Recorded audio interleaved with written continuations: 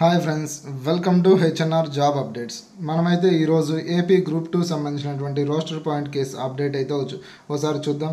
అలాగే నిన్న అనగా ఏప్రిల్ 24న ఏం జరిగిందో కూడా ఒకసారి చూసి ఏప్రిల్ 25 గురించి కూడా మాట్లాడదాం. ఏప్రిల్ 24 వచ్చేసి మనకైతే నిన్న హియరింగ్ ఉండడం జరిగింది. బట్ మన కేసు అయితే ఎటువంటి వాదనలు అయితే జరగలేదన్నమాట. ఏప్రిల్ 25న వచ్చేసి మన కేసుకు సంబంధించి రోస్టర్ పాయింట్ కేసుకు సంబంధించి సప్లిమెంటరీ లిస్టులో అయితే చేర్చడం జరిగింది. అసలు ఈ సప్లిమెంటరీ లిస్ట్ అంటే ఏంటి, దీనివల్ల మనకు ఉపయోగం ఏంటి అనే దాని గురించి కూడా ఒకసారి చూద్దాము. అలాగే మన ఛానల్ను మీరు కానీ ఫస్ట్ టైం చూస్తున్నట్లయితే మన ఛానల్ను సబ్స్క్రైబ్ చేయండి, సపోర్ట్ చేయండి. వీడియో లైక్ చేయడం ద్వారా వీలైనంత ఎక్కువ మందికి ఇన్ఫర్మేషన్ అనేది షేర్ అవుతుందన్నమాట. మనకైతే సప్లిమెంటరీ లిస్టులో ప్రధానంగా 2 రకాల కేసులు అయితే దాఖలు అవ్వడం జరుగుతుంది. అందులో మొదటిగా చూసుకున్నట్లయితే ఇంపార్టెన్స్ కేసు, అదే తక్షణ విచారణకు అవసరమైన కేసులు అనమాట. ఇంపార్టెన్స్ కేసులు అనేది ఒక టైపు. ఓవరాల్గా సప్లిమెంటరీ లిస్టులో 2 టైప్స్ ఆఫ్ కేసెస్ అనేది ఉండడం జరుగుతుంది. అందులో ఒకటి చూసుకున్నట్లయితే తక్షణ విచారణకు అవసరమైన కేసులు సప్లిమెంటరీ లిస్టులో చేర్చడం జరుగుతుంది. అలాగే రెండో కేసు చూసుకున్నట్టయితే ఏదైనా ప్రధాన కేసు ఒకటి లిస్ట్ అయ్యింది, దానికి అనుబంధంగా కొన్ని కేసులు అయితే దాఖలు అవుతుంటాయి కదా, ఆ కేసులకు సంబంధించి కూడా సప్లిమెంటరీ లిస్టులో అయితే చేర్చడం జరుగుతుందన్నమాట. ఈ సప్లిమెంటరీ లిస్టులో ఎవరు చేరుస్తారు, దానికి గల కారణాలు ఏంటి, సప్లిమెంటరీ లిస్టులో చేరడం వలన మనకు వచ్చేటువంటి ఉపయోగాలు ఏంటి, కేసు వేగవంతం అవుతుందా ఇంకా స్లో అవుతుందా అనే దాని గురించి కూడా డిస్కషన్ చేద్దామన్నమాట.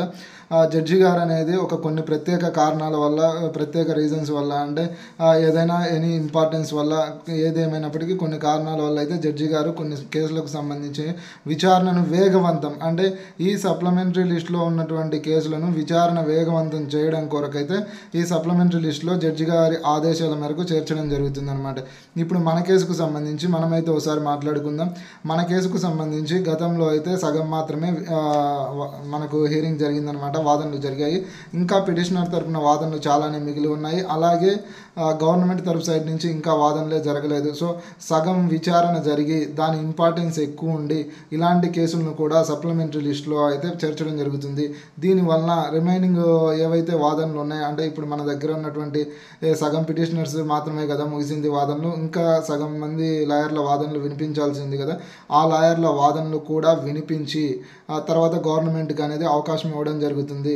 సో ఈ విచారణ మొత్తం వేగవంతం చేయాలి అంటే సప్లిమెంటరీ లిస్టులో చేర్చడం ద్వారా ఎటువంటి అడ్డంకులు ఉండవు, వారి వాదనలు త్వరగా వినిపించే అవకాశం ఉంటుందన్నమాట. సో దీనివలన సప్లిమెంటరీ లిస్టులో మన కేసును చేర్చడం వలన విచారణ అనేది వేగవంతం అవుతుంది. ఇది దీని యొక్క మెయిన్ ఉద్దేశం. జడ్జి గారి ప్రత్యేక ఆదేశాల మేరకు ఈ కేసులను అనేది సప్లిమెంటరీ లిస్టులో అయితే చేరుస్తారనమాట. ఈ సప్లిమెంటరీ లిస్టు వల్ల యూజ్ ఏంటి అంటే ఈ కేసులు అనేది విచారణ వేగవంతం అవుతుంది. అలాగే సకాలంలో కేసులు అనేది పరిష్కరించడానికి పాసిబిలిటీ అవుతుంది అనమాట. ఇది దీని యొక్క మెయిన్ ఉద్దేశము. సప్లిమెంటరీ యొక్క ఉద్దేశం ఏంటంటే కేసుల విచారణ వేగవంతము మరియు త్వరగా జడ్జిమెంట్. ఇది దీని యొక్క మెయిన్ ఉద్దేశము. ఓకే, మీరు కానీ మన కంటెంట్ చివరి వరకు చూసినట్లయితే, మన కంటెంట్ మీకు కానీ నచ్చినట్లయితే మన ఛానల్ని సబ్స్క్రైబ్ చేయండి, సపోర్ట్ చేయండి. జై హింద్. మరో అప్డేట్తో మళ్ళీ ముందుకు వస్తాను.